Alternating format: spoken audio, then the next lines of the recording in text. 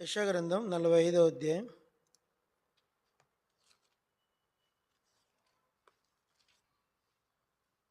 Book of Isaiah 45.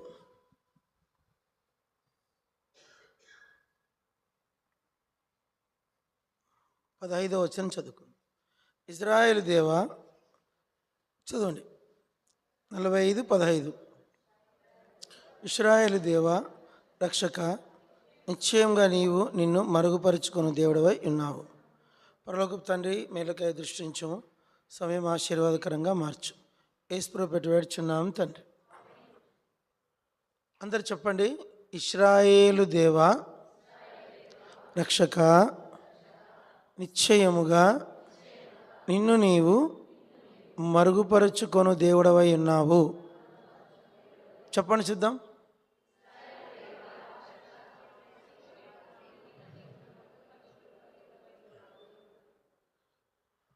తమ్ముడు ప్రభుదాస్ చక్కటి సాక్ష్యం చెప్పాడు. నేను హెబ్రోన్లో నా జీవితంలో ఒక ఆశ ఏంటంటే, నేను కూడా హెబ్రోన్కి 93లో సేవకు వచ్చాను. 93 సేవకు వచ్చాను. అయితే మా మదర్కి నేను చెప్పలే సేవకు పోతున్నాను. అయితే అమ్మ ఏడ్చుకుంటుంది, పెద్ద లెటర్ రాసింది, నువ్వు సేవకి వెళ్ళిపోతే ఎట్లా, అది ఇది రాస్తే మా అక్కతో రాయించింది. సరే, నేను ముందు ఒక లెటర్ రాశాను. నా లెటర్కి ఆమె లెటర్ రాసింది. అమ్మ లెటర్ రాసాక నేను కూడా ఇంటికి వచ్చేసాను. అయితే ఆ రోజు నుంచి నా వెంటనే ఆత్మ ఒక మాట గుర్తు చేసేది, నాగటి మీద చేయి పెట్టి వెనక తట్టి తిరిగి చూచువాడు నా రాజ్యమునకు నాకు పాత్రుడు కాడు. ఆ మాట గుర్తు చేసిన ప్రతిసారి ఎంతో బాధ అయ్యేది. అరే, సేవకు వెళ్ళి వెనక్కి వచ్చాను. సేవకు వెళ్ళి అప్పుడు నా వయసు 20-21 మధ్యలో సేవకి వెళ్ళి వెనక్కి వచ్చా. అంటే ఏం తెలియదు అప్పుడు ఇంకా నాకు. అయితే బైబిల్ ఏం పెద్దగా తెలియదు, కానీ రక్షణ అయితే పొందాను.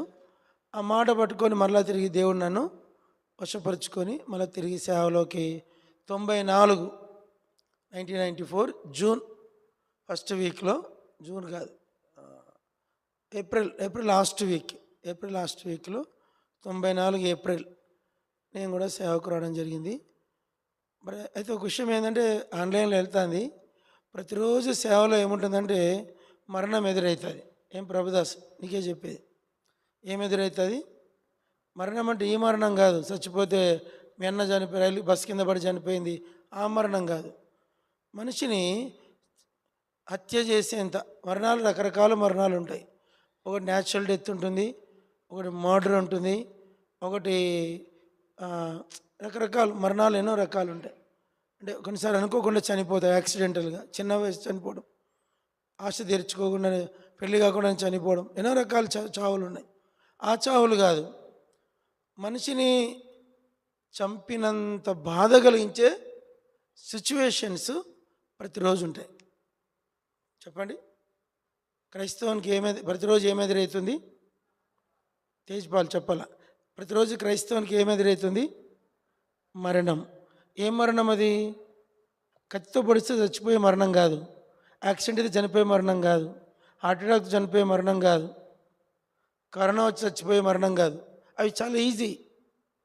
లేకుంటే ఒకరు తల నరకడం కాదు, ఆ మరణం కాదు. ఈ మరణం ఏంటంటే ప్రాణము పోవునంతగా మనకు ఆత్మకు నొప్పి కలిగించే సిచ్యువేషన్స్, అవి ప్రతిరోజు ఎదురవుతాయి. అదే సేవ అంటే, అదే సిలువ అంటే. అయితే ఒక విషయం గుర్తుపెట్టుకో, ప్రతిరోజు బాధ అవుతుంది, ప్రతిరోజు నొప్పి ఉంటుంది, ప్రతిరోజు వేదన ఉంటుంది. ఆ సిచ్యువేషన్స్లో ప్రభువుని ప్రభు మీద ఆధారపడాల, ప్రభువును హత్తుకోవాలా, ప్రభువుని గట్టిగా పట్టుకోవాలా.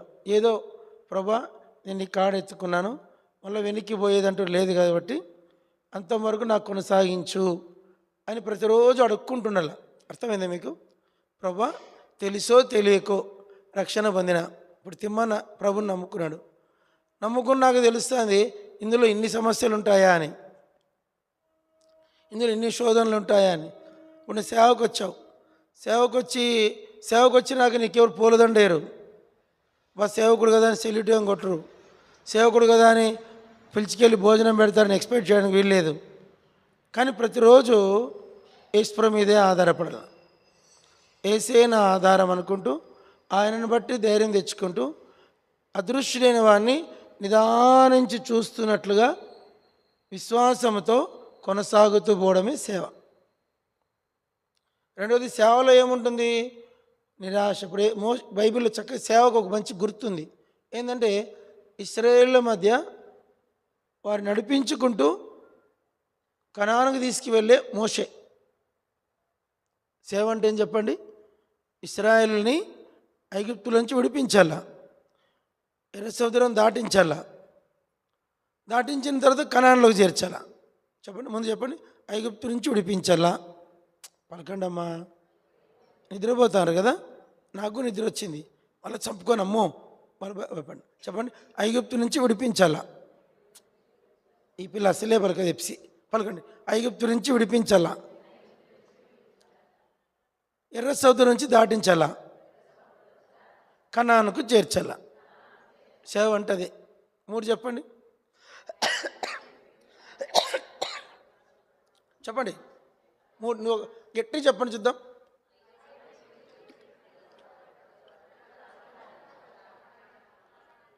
ఐగుప్తు నుంచి విడిపిస్తాను, కనాన్లో పోతారా?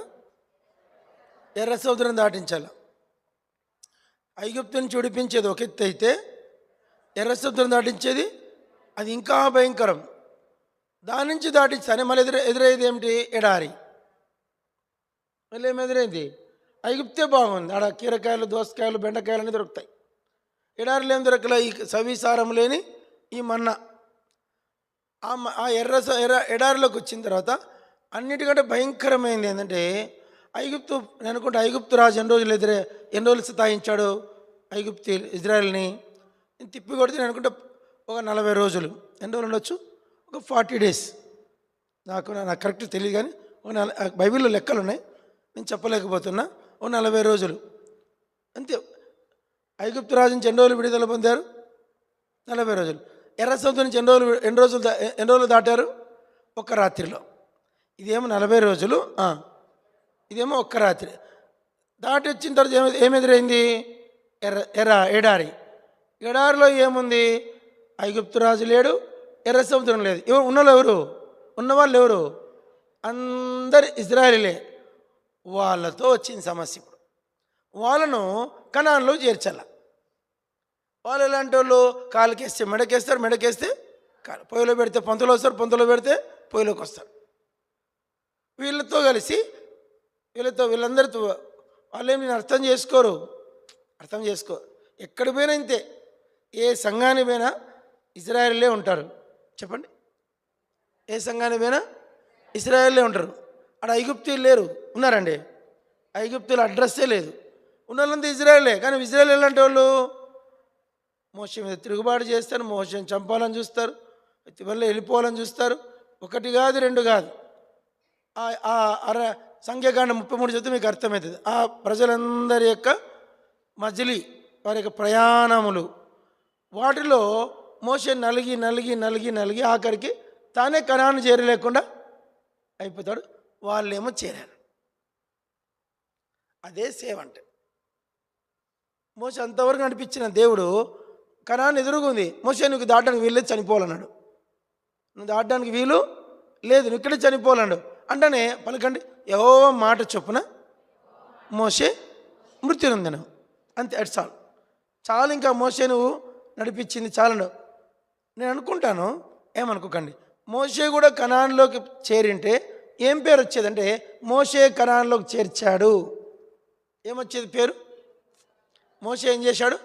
ఇశ్రాయేల్ని. ఇప్పుడు ఘనత ఎవరికి పోతుంది? కానీ విడిపించింది ఫస్ట్ ఏంది? విడిపించాడు, నడిపించాడు, చేర్చాడు.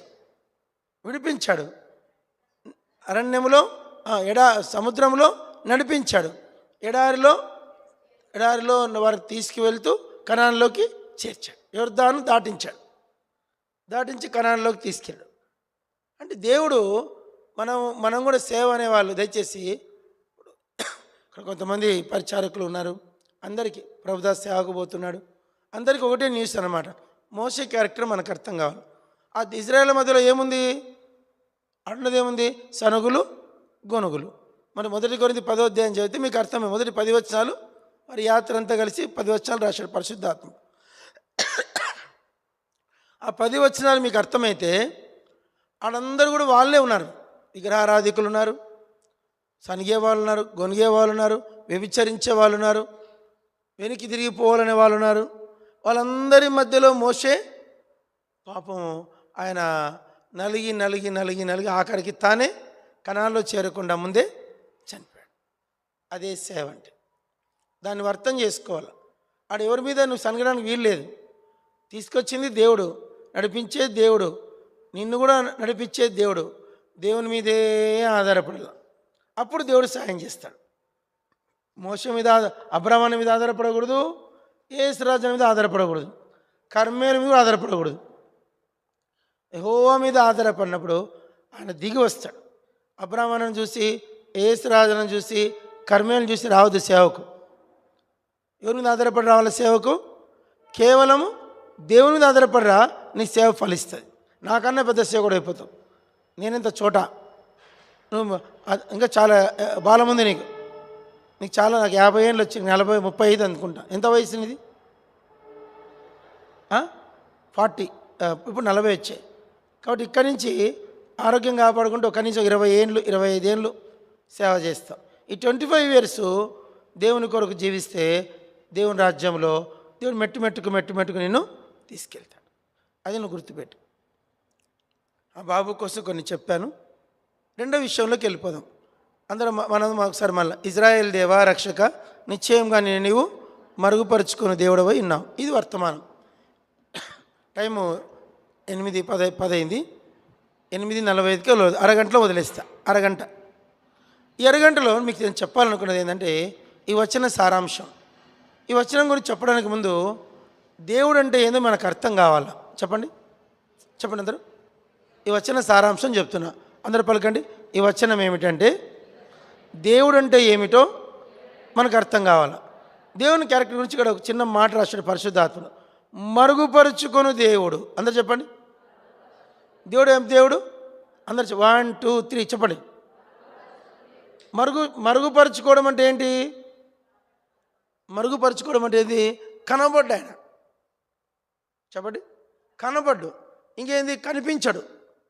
ఎక్కడే కానీ. ఇప్పుడు ఇంతమంది మనం ఉన్నాం, ఇంతమంది దేవుణ్ణి ఆరాధిస్తున్నాం, దేవుని కొరకు ఇన్ని చేస్తున్నాం, కానీ ఆయన క్రియలు మనం చూడగలమే కానీ ఆయన్ని చూడలేం. ఆయన పనులన్నీ చూడగలం.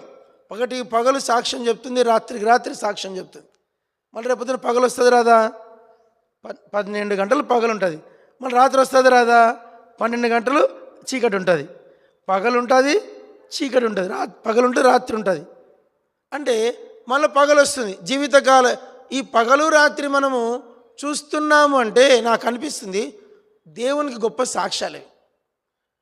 దేవుని సాక్ష్యాలు ఎవరంటే సూర్య చంద్రులు, వాటి యొక్క సిస్టమ్, ఈ సోలార్ సిస్టమ్. ఇది మనకు ఈ నడిపించబడే ఈ విధానం అర్థం చేసుకుంటే మన జ్ఞానం సరిపోదు, మనందరి జ్ఞానం కూడా సరిపోదు. ఇంకా సైన్స్ ఇంకా కనుక్కోలేదు. ఇంత యూనివర్సిటీ నడిపిస్తున్నాడు దేవుడు. అయితే విషయం ఏంటంటే ఆయన ఎన్నడూ కనిపించాడు, ఎవరికి కనిపించాడు. మనకు దేవుని గురించి ఏమనుకోకండి, మనకు దేవుని గురించి తెలిసింది ఇంత కూడా తెలియదు. ఎంత చెప్పండి? ఇంత కూడా తెలియదు దేవుని గురించి. దేవుడు ఎంతున్నాడు? మహాసముద్రం అంటున్నాడు. ఎంత చెప్పాలి? దేవుడు ఎంతున్నాడు? Is a ocean. మనకెంత తెలుసు? బహుశా నాకు తెలిసి మీకు 2 దోస్తులు తెలిసేమో, నాకు 1 దోస్తులంతా కూడా తెలియదు. 1 దోస్తులు తెలిసిందని కూడా గొప్పే. ఎంత దేవుని గురించి ఆ కొంచెం అర్థమైతే, ఒక మాట నేను చెప్తానండి, జాగ్రత్త అండి.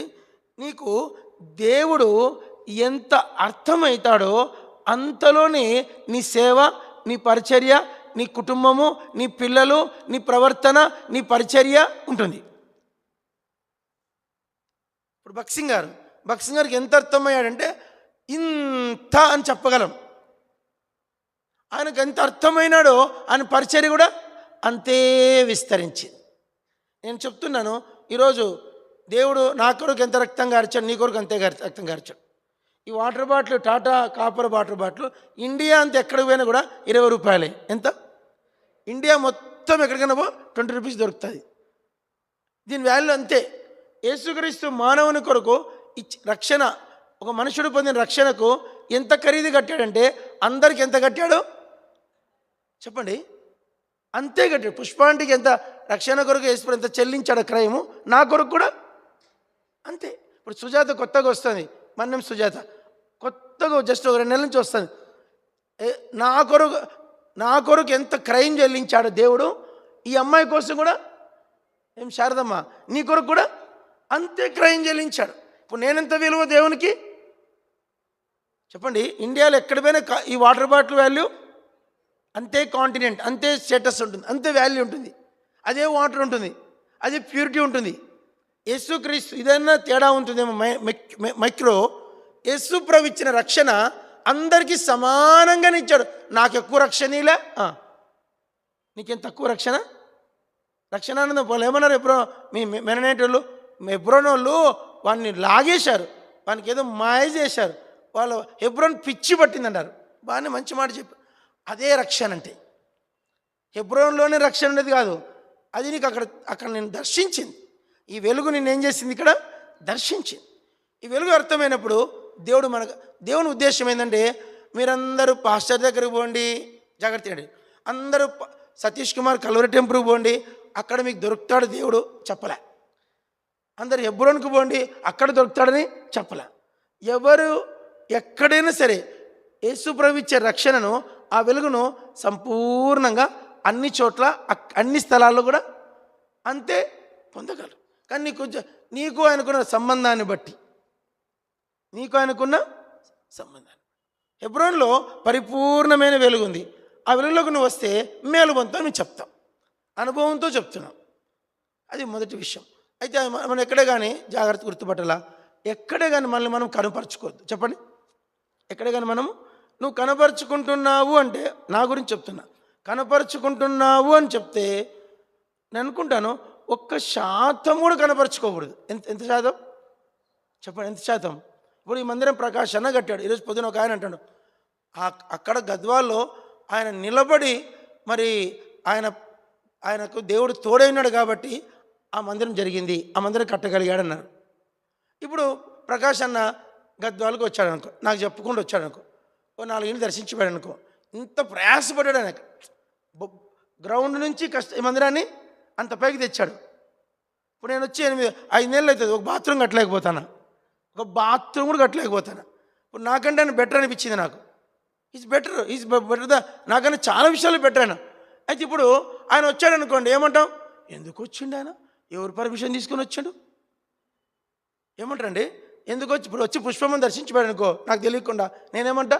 నా మనసాక్షిలో ఆయన ఎందుకు వచ్చాడబ్బా, ఆమె ఎందుకు పిలిచిందబ్బా, ఎంత గిఫ్ట్ ఇస్తుందో చూడండి. అంటే అర్థం ఏంటంటే మనము అంత సేవ చేశాడు ఇక్కడ 8 ఏళ్ళు, ఆయన ఇంత కష్టపడ్డాడు.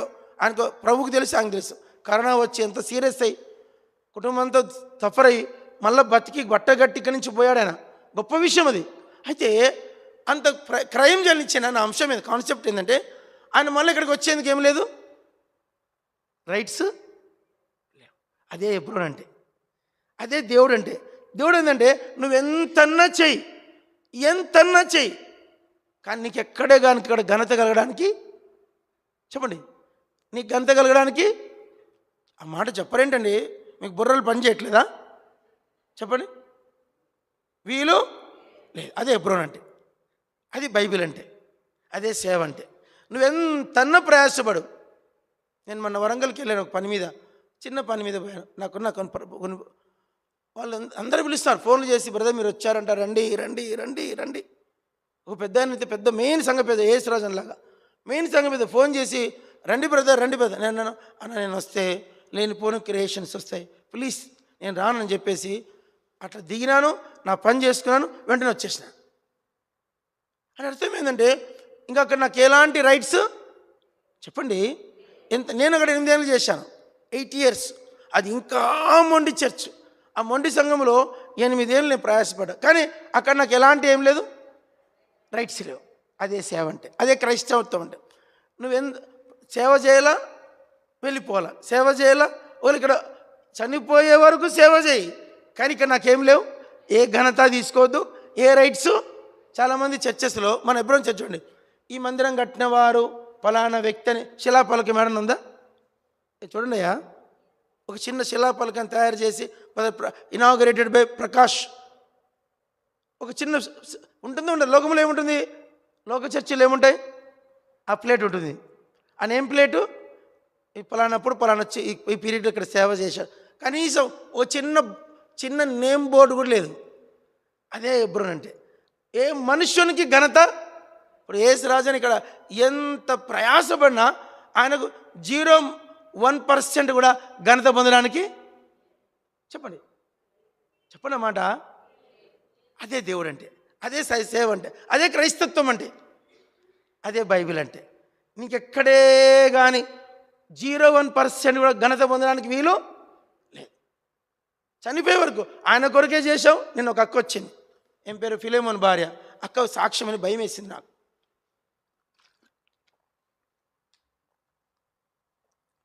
వాళ్ళు ఆమె కర్నూలు యెరూషలేములో వంటకాడ పెట్టారంట దేవసాయం టైంలో. రోజు గెస్టులు వచ్చేవాళ్ళంట, రోజు వంట కట్ల పొయ్యి మీద, అప్పుడు గ్యాస్ లేదంట, వంట చేసి చేసి చేసి వంట డ్యూటీ అంట ఆమె పేరు ఎంత తెలియదు. ఏం పేరండి? మరియమ్మనా సంథింగ్, ఫిలేమోన్ భార్య పేరు జాస్మిన్ అక్క.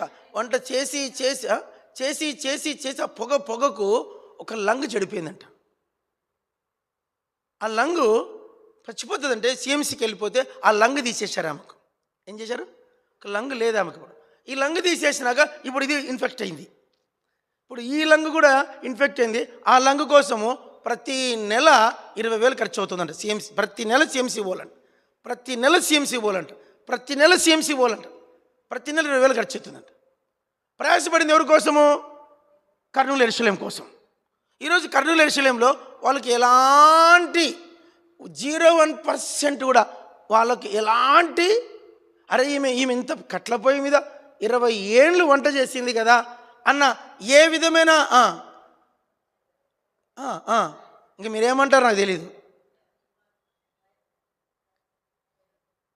అదే సేవ అంటే.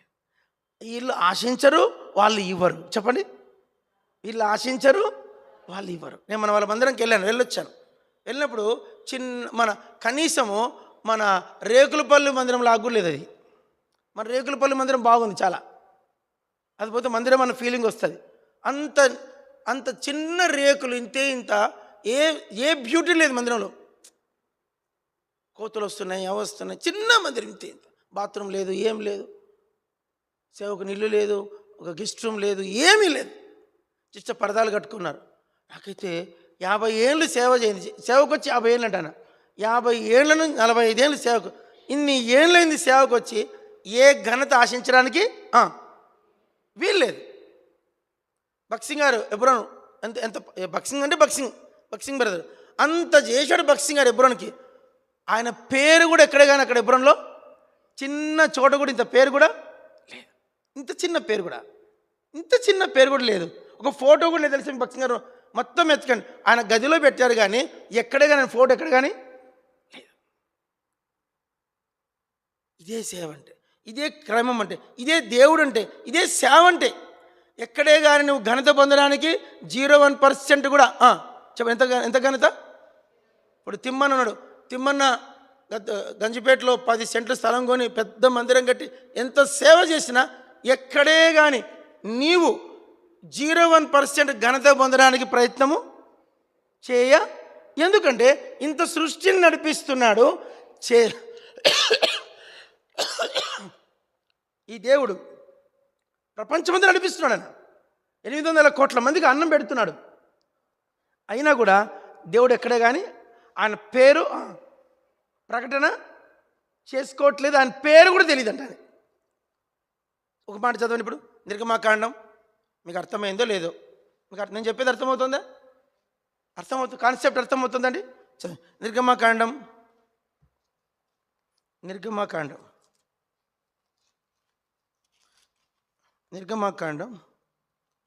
5 6వ అధ్యాయం 6 అనుకుంటా 6 అందరు చదవండి. చాలా విలువైన, చాలా చాలా చాలా చాలా విలువైన వచనం ఇది.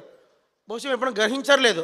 నిర్గమాకాండం 6వ అధ్యాయం చదవండి 2 నుంచి. మరియు దేవుడు మోషే తిట్టాను, నేనే యెహోవాను. చదవాల. నేను యెహోవాను, నేను సర్వశక్తి గల దేవుడను, పేరున అబ్రాహాము ఇస్సాకు యాకోబులకు ప్రత్యక్షమైతిని కానీ యెహోవాను నా నామమును నేను వారికి తెలియబడలేదు. మళ్ళొకసారి చదివి 3వ వచనం. నేను సర్వశక్తి గల దేవుడను పేరున, సర్వశక్తి గల దేవుడను పేరున అబ్రాహాము ఇస్సాకు యాకోబులకు ప్రత్యక్షమైతిని కానీ యెహోవాను నా నామమును నేను వారికి ఇప్పుడు ఏమనుకోకండి, జాగ్రత్త చేయండి, వినండమ్మా ప్లీజ్. ఆదాం, షేతు, ఏనోష్, కేనాన్, మహలేలు, ఎరెదు, హనోకు, మెతుషల, లెమెకు, నోవహు, షేము, అర్పక్షదు, షేలహు, ఎబెరు, పెలెగు, రయు, సెరుగు, నాహోరు, తెరాహు, అబ్రామ్, ఇస్సాకు, యాకోబు, యూదా, పెరెస్సు, ఎస్రోమ్, నైసోన్, షల్మాన్. దగ్గర 24 తరాలు గతించింది. ఎన్ని తరాలు? ఆదాము నుంచి షల్మాన్ వచ్చి మోషే సమకాలికుడు. చెప్పండి, షల్మాన్ ఎవరు? షల్మాన్ తని నైసోను. సరే, షల్మాను వరకు, షల్మాను కుమారుడు బోయేజు. మన అది కొంచెం జాగ్రత్త చేయాలి. ఈ షల్మాను యూదా వంశీకులకు ఆయన ప్రధానుడు. అక్కడి వరకు కూడా ఆదాము నుంచి మోషే, ఆదాము నుంచి షల్మాన్, ఈ మధ్యకాలం 25, జాగ్రత్త అమ్మా, 25 తరాలు. చెప్పండి, ఎన్ని తరాలు? మళ్ళీ చెప్పండి, ఎన్ని తరాలు? 25 తరాలు. ఎవరికే కానీ దేవుడు అనేవాడు ఒకడు ఉన్నాడు, ఆయనకు ఒక పేరుందని కూడా చెప్పండి తెలియపరచుకొనలేదు ఆయన. 2 వ్యక్తులు దేవుని పేరు అడిగారు. ఓ వ్యక్తి యాకోబు. ఆ ఇబ్బోకు రేకు దాటిన తర్వాత ఇద్దరి మధ్య యుద్ధం అవుతుంది. యుద్ధం అయితే యాకోబు అడుగుతాడు, నీ పేరేం పేరు అన్నాడు. నీవేళ నా పేరు అడుగుతివి అంతే చెప్పలేదు ఆయన. ఎందుకు నా పేరు అడుగుతావు అన్నాడు, అంతే. పేరు మాత్రం చెప్పలేదు. అబ్రాహాము మర్యాదగా ఉండకుండా భార్య చెప్పిందని హాగర్ని పెళ్లి చేసుకున్నాడు. భార్య చెప్పిందని చెప్పండి, హాగర్ని పెళ్లి దేవుని నిబంధన ఏంటి? అబ్రాహాము శారా ఇద్దరు ముసలోళ్ళు కావాలా, మొత్తం పన్నుటాకులు కావాలా, రాలిపోయే స్థితిలో నేను శారాకు గర్భఫలం ఇలా, తద్వారా దేవుని ఘనత వస్తుంది.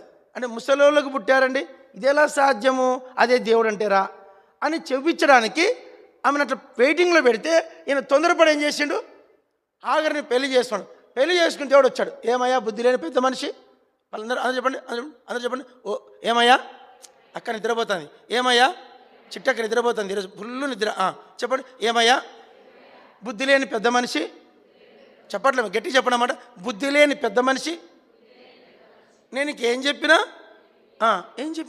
నీ గర్భంలో కొడుకు పుడతాడని చెప్పానా, మళ్ళీ హాగర్ని పెళ్లి చేసుకుంటావు అని హాగర్ని పెళ్లి చేసుకొని వాడు ఇష్మాయేలు పుట్టి ఇష్మాయేల్కి 13 ఏళ్ళు వచ్చేదాకా దేవుడు మాట్లాడలేదంట. ఆదికాండం 15వ అధ్యాయానికి ఆదికాండం 16వ అధ్యాయానికి మధ్యలో 13 సంవత్సరాలు ఉంటాయి. 13 years దేవుడు ఎవరితో మాట్లాడలేదు. కారణం ఏంటంటే హాగర్ని పెళ్లి చేసుకున్నాడు. దేవుడు చెప్పిన మాట వినకుండా సొంత మార్గంలో వెళ్ళి పెళ్లి చేసుకున్నాడు. రెండో పెళ్లి శారా మాటని చేసుకున్నాడు. దెబ్బకు దేవుడు 13 ఏళ్ళు అబ్రాహాముతో ఏమయ్యాడు, సైలెంట్. ఇంకా అంటే ఆ తర్వాత దేవుడు ప్రత్యక్షమై నా పేరు నేనెవరో తెలుసా, ఫస్ట్ టైం తన గురించి తను చెప్పుకున్నాడు. నేనెవరో తెలుసా, సర్వశక్తి గల దేవుడును, నా సన్నిధిలో నడుస్తున్నావు, మర్యాదగా నిందారహితంగా నడుచుకో అని చెప్పాడు. కానీ తన పేరు మాత్రం సర్వశక్తి గల ఆయన క్యారెక్టర్ అనుకున్న పవర్ చెప్పాడు, కానీ తన పేరు చెప్పలే. అక్కడి నుంచి మళ్ళీ అబ్రాహాము నుంచి మోషే కాలం వరకు ఈ మధ్య కాలంలో దేవుడు ఎక్కడే కానీ చెప్పండి 430 ఏళ్ళు ఐగుప్తులో ఉన్నారు లేదా, 430 years చెప్పలే. అబ్రాహాము ఇస్సాకు యాకోబులకి తన పేరు చెప్పలే. వాళ్ళు 70 మంది ఐగుప్తు దిగి వెళ్ళిన తన పేరు చెప్పలే.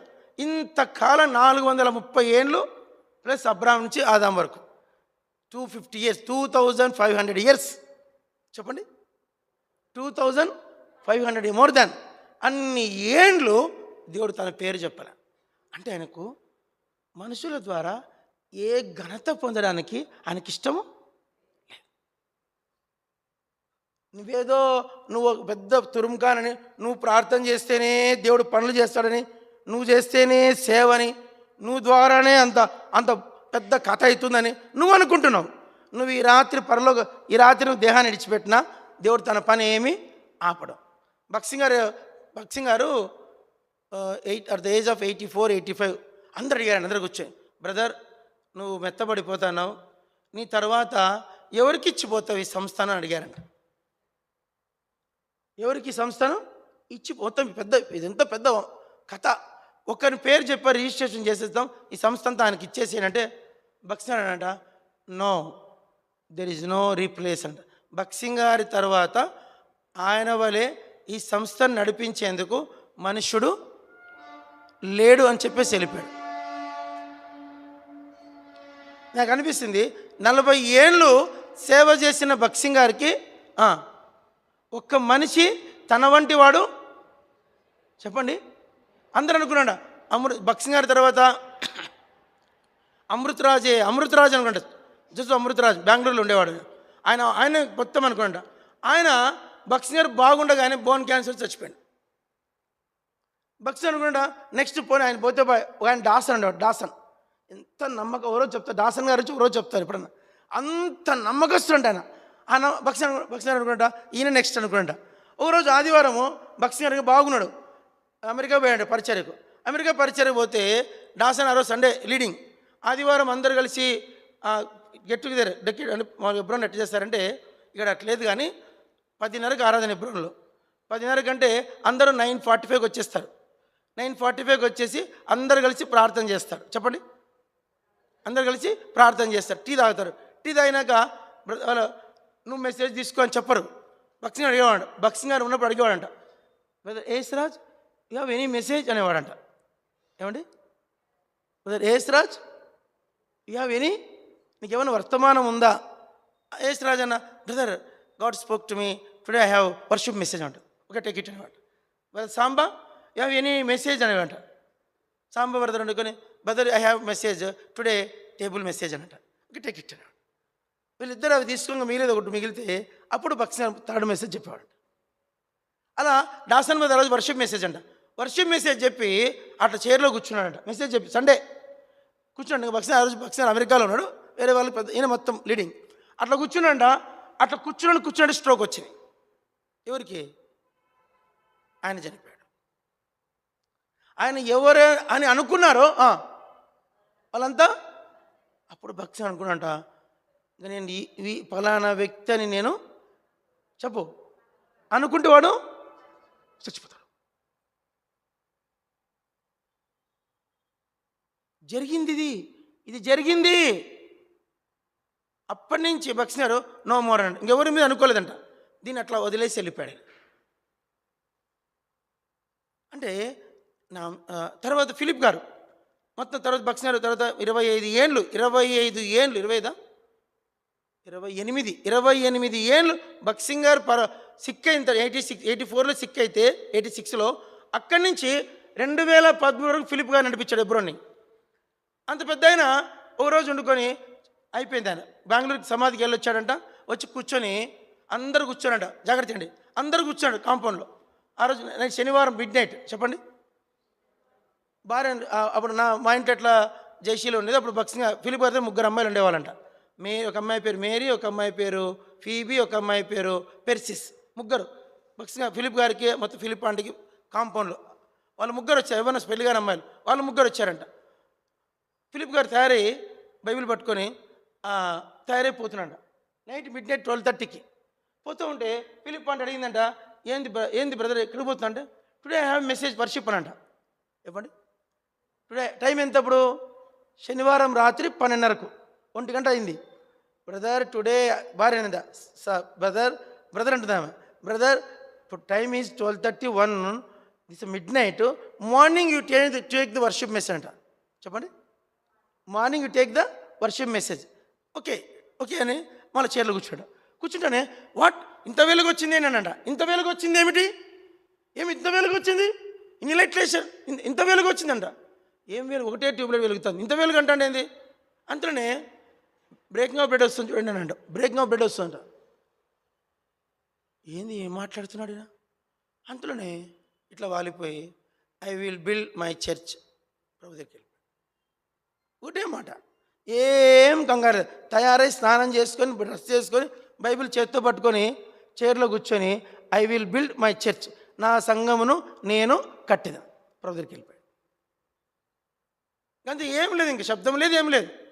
ఈ సంస్థను ఎవరికి పలానా మనిషి కానీ ఎవరికి చెప్పలేదు. ఎందుకంటే ఈ సంస్థలో మనం తెలుసుకోవాల్సింది అంటే బైబిల్ తెలిస్తే అర్థమవుతుంది. ఈ సంస్థలో ఏ మనుష్యుడు అని చెప్పడానికి చెప్పండి లేదు, ఏ మనిషికి ఘనత రావడానికి లేదు. ఎందుకంటే దేవుడే తన పేరు ఎక్కడే కానీ చెప్పండి 2005 సంవత్సరాలు ఏ తరానికి తన పేరు చెప్పలేదు. అంటే దేవుడు ఏంటంటే పేరు చెప్పడు, కనిపించడు, కానీ తన్ను తాను మరుగుపరుచుకొను దేవుడు. అందరూ చెప్పండి.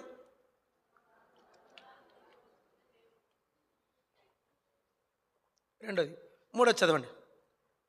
టైం ఒక 5 నిమిషాలు ముగిస్తాను. రెండో సమూయేలు గ్రంథం, ఇదొక్క పెట్టి చెప్పేసి ముగిస్తాను. 7వ అధ్యాయం. చాలా చాలా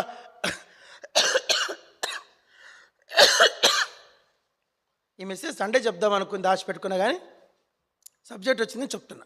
రెండో సమూయేలు 7వ అధ్యాయం. 2 సమూయేలు 7వ అధ్యాయం అందరు చదవండి మొదటి నుంచి. 2 సమూయేలు 7వ అధ్యాయం 1 నుంచి 7వ వచ్చి చదవాలి, 7 వరకు చదవండి. యెహోవా నలుదిక్కులను అతని శత్రుల మీద అతనికి విజయం ఇచ్చి అతని నెమ్మది కలుగజేసిన తర్వాత రాజు తన నగరి యందు కాపురముండి నాతాను ప్రవక్తను పిలిపినంపి, నేను దేవదారం రాణుతో కట్టిన నగరనందు వాసం చేయుచుండగా దేవుని మందసము డేరాలో నిలిచిన్నదనగా నాతాను, యెహోవా నీకు తోడుగా ఉన్నాడు, నీకు తోచిందంతయు నెరవేర్చుము. అయితే ఆ రాత్రి యెహోవాకు నాతాను ప్రత్యక్షమై సెలవిచ్చిందేమనగా, నీవు పోయి నా సేవకుడు దావీదు ఇట్లను, యెహోవా నీకు ఆజ్ఞాపించినదేమనగా, నాకు నివాసంగా ఒక మందిరంను కట్టింతువా? ఐగుప్తుల నుండి నా ఇజ్రాయేలును రప్పించిన నాటి నుండి నేటి వరకు మందిరంలో నివసింపక డేరాలోను గుడారంలోను నివసించుచు సంచరించి తిని, ఇజ్రాయేలుతో కూడా నేను సంచరించిన కాలమంతయు నా జనులు పోషించు నేను ఆజ్ఞాపించిన నా ఇజ్రాయేలు గోత్రంలో ఎవరితోనైనను దేవదారు మయమైన మందిరం ఒకటి మీరు నాకు కట్టింపకపోతిరే అని నేను ఎన్నడైనా అనియుంటినా. చెప్పండి, అనియుంటినా. లాస్ట్లో ఏమేశాడు చెప్పండి? క్వశ్చన్. ఇది ఇలా ఉంచి మీరు 2వ దినవృత్తాంతాలు 7కి రండి. 2వ దినవృత్తాంతం ఇదే పార్ట్ అక్కడ కూడా ఉంటుంది. సెకండ్ 2 టైమ్స్ వస్తుంది బైబిల్ మాట. 2వ దినవృత్తాంతాలు 7 ఒక నిమిషం క్షమించండి, 7 కాదు, మొదటి దినవృత్తాంతాలే. మొదటి దినవృత్తాంతాలు క్షమించండి 17. థ్యాంక్ యూ, సారీ అండి. మొదటి దినవృత్తాంతాలు 17. మొదటి దినవృత్తాంతాలు 17 దొరికిందా? మొదటి దినవృత్తాంతాలు 17. రెండవ సమూయేలు 7వ అధ్యాయము. మొదటి దినవృత్తాంతాలు 17. 2 ఒకటే చెప్పండి. 2 ఒకటి ఏంటి? ఏవి ఒకటి? 2వ సమూయేలు 7వ అధ్యాయం, మొదటి దినవృత్తాంతాలు 17వ అధ్యాయం. ఈ రెండు సార్లు రిపీట్ చేశాడు పరిశుద్ధాత్ముడు. అంటే అదేమో నేను అనుకుంటా మొదటి సమూయేలు గ్రంథము 2వ సమూయేలు గ్రంథము నాతాను ప్రవక్త రాసిండొచ్చు నేను అనుకుంటా. ఈ మొదటి దినవృత్తాంతాలు గ్రంథం వచ్చి ఇది కూడా నాతాను గాదు వీళ్ళు కలిసి రాసిండారు. గాదు ఇంకొంతమంది కలిసి సొలొమోను వాళ్ళందరూ కలిసి రాసిండొచ్చు అని అనుకుంటున్నా. సరే, ఇప్పుడు 17వ అధ్యాయం మొదటి చదవం. దావీదు తన ఇంట నుండి, జాగ్రత్త చదవండి, ఇంట నుండి ప్రవక్త నాతాను పిలువనంపి, నేను దేవదారు మ్రాణులతో కట్టబడిన నగరులో నివాసం చేయించున్నాను. యెహోవా నిబంధన మందసము తెరల చాటున ఉన్నదని చెప్పగా నాతాను, దేవుడు నీకు తోడైనాడు, నీ హృదయమందున్నదంతయు చేయమని దావీదుతో అన్నాడు. ఆ రాత్రి యందు దేవుని వాక్కు నాతాను ప్రత్యక్షమై ఇలాగ సెలవిచ్చాను, నీవు పోయి నా సేవకుని దావీదు ఇట్లను, యెహోవా సెలవిచ్చిందేమనగా, నా నివాసమునకే ఒక ఆలయం కట్టించుటకు నీ చేత కాదు, ఇశ్రాయేలును రప్పించిన నాటి నుండి నేటి వరకు నేను ఒక ఇంటిలో జాగ్రత్త చదవాలి. ఇక్కడ వెయిట్ ఇక్కడి నుంచి జాగ్రత్త చదవాల.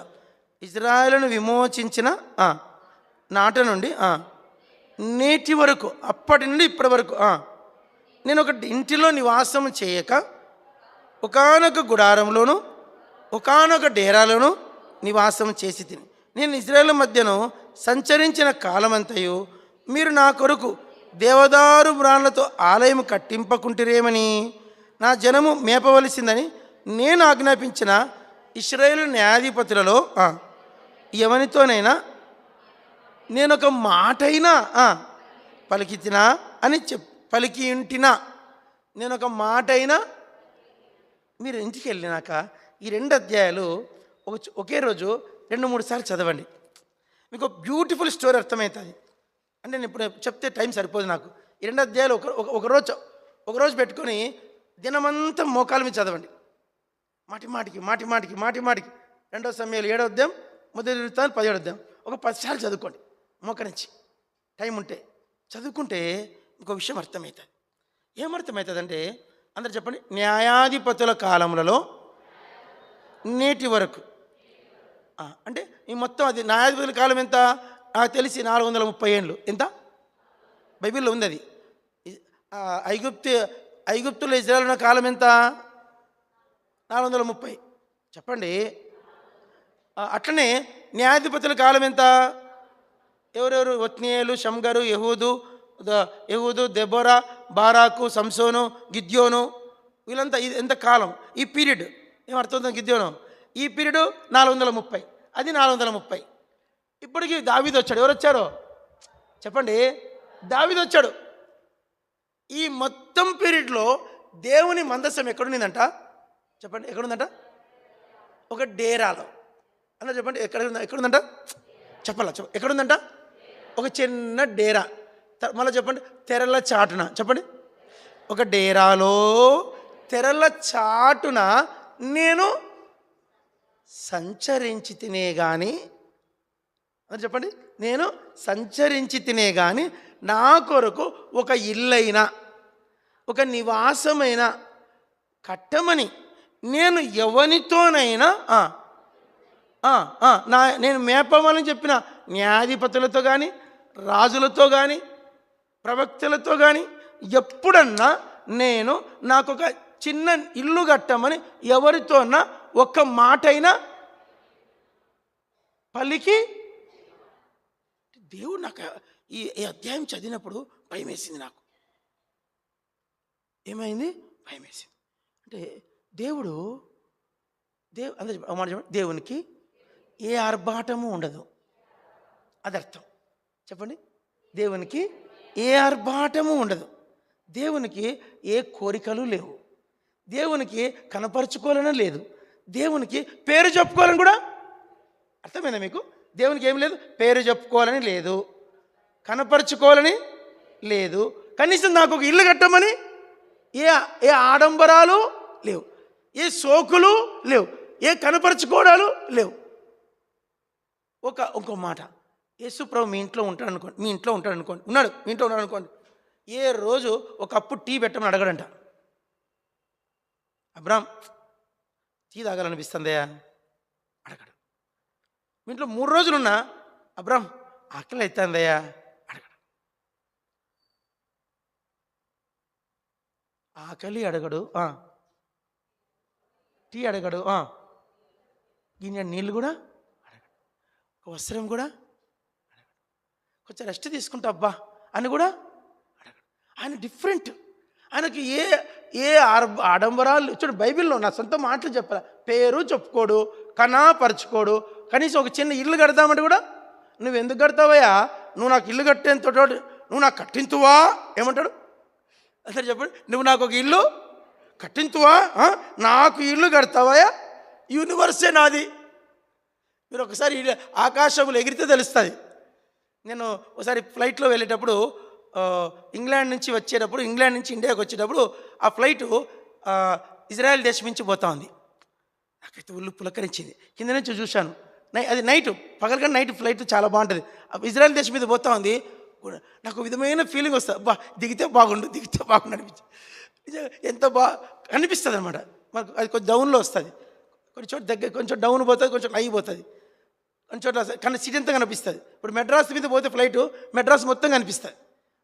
అట్లా మనం నిజంగా ఈ ప్రపంచమంతా నాదే, యూనివర్స్ అంతా నాదే, సూర్యచంద్రులు నావే, 1000 కొండల మీద పశువులన్నీ నావే, ఆకాశం పక్షులన్నీ నావే, భూలోకంలో ధనము ధాన్యమంతా నాదే.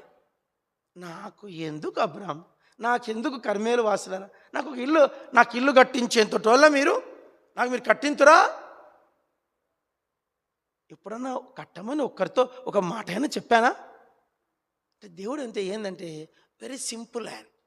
ఎలాంటి వాడు? మేకులతో కొట్టారు, జాగ్రత్త అండి, మేకులతో కొట్టి పడేసిండు. ప్రక్కలో బల్లం పొడిచేసిండు.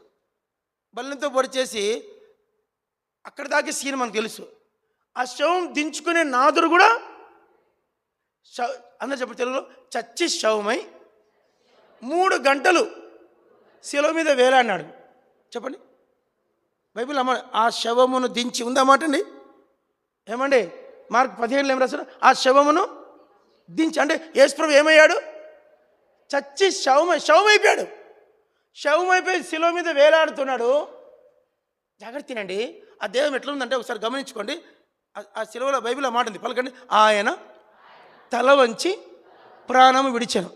చెప్పండి, ఇట్లా జాగ్రత్త ఒకసారి గమనించుకోండి. ఇట్లా ఈ చేతులు ఇట్లే ఉన్నాయి. ఈ చేతులు సపోర్ట్ చేసి తల వంచవచ్చు. ఈ చేతులు బిగిచ్చేశారు, మేకులతో కొట్టేశారు. అప్పుడు 6 గంటల నుంచి వేలాడాడు. ఇట్లా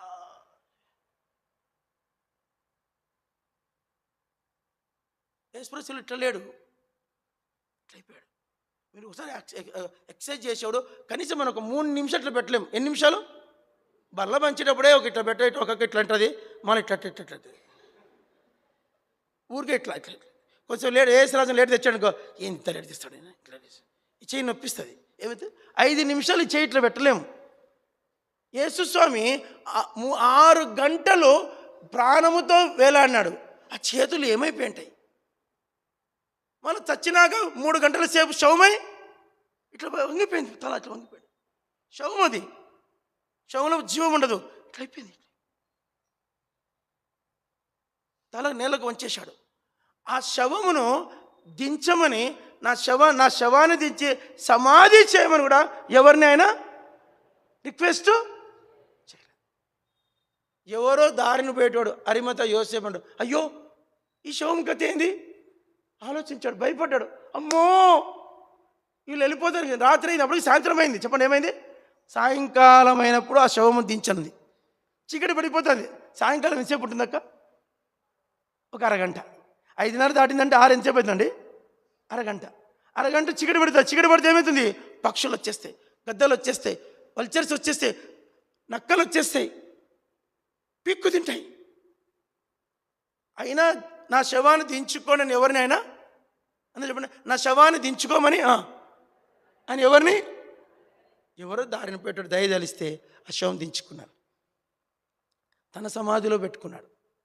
నాకు ఒక సమాధి కట్టమని కూడా చెప్పండి అడుక్కోలే. దేవుడు అంటే అంత సింపుల్ ఆయన. చెప్పండి దేవుడు అని చెప్పండి. దేవుడు అంటే పలకండి ప్లీజ్, అయిపోయింది మెసేజ్. అని చెప్పండి, దేవుడు అంటే అంత సింపుల్.